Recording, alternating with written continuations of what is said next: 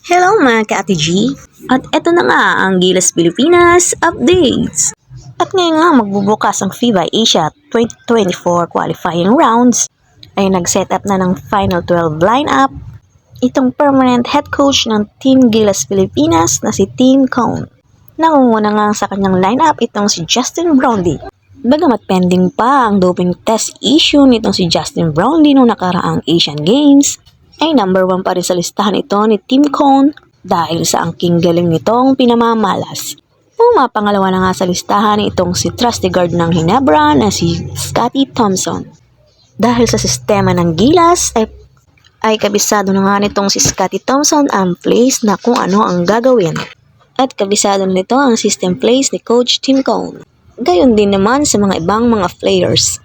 At ang pangatlo nga ay si Junmar Fajardo ng San Miguel Beermen na talaga namang well-skilled habang naglalaro sa loob ng court.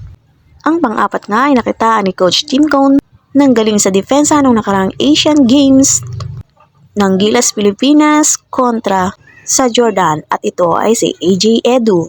Ginagamit itong pang-reliever kay Junmar Fajardo. Panglima naman ang skilled players na si Jamie Malonzo at energizer ng team. Kayang-kaya rin naman itong dumepensa at umofensa, loob at labas ng court. Pang-anim, CJ Perez.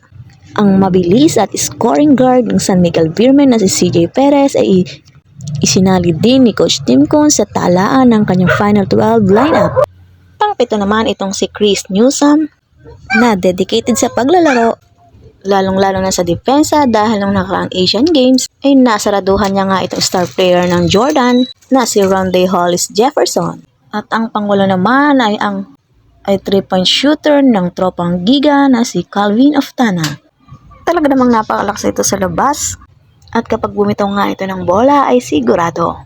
Ang pang-siyam naman ay nakita ni Coach Tim Cone na ang King Gilas at galing ngayon na kasalukuyang naglalaro ngayon sa koponan ng Strong Group na lumalaban ngayon sa UAE.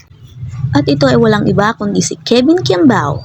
Dahil sa pinamamalas nga nito ngayon sa Strong Group, ay naisali siya ni Coach Tim Cone sa listahan ng lineup ngayon sa Gilas Pilipinas.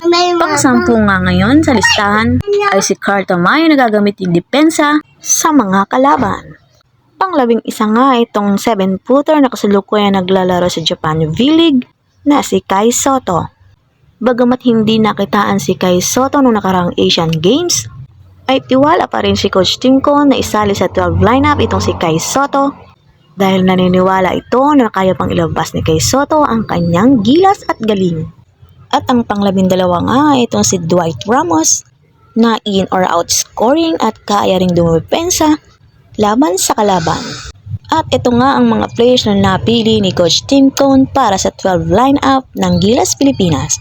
And this is Ile Castro reporting.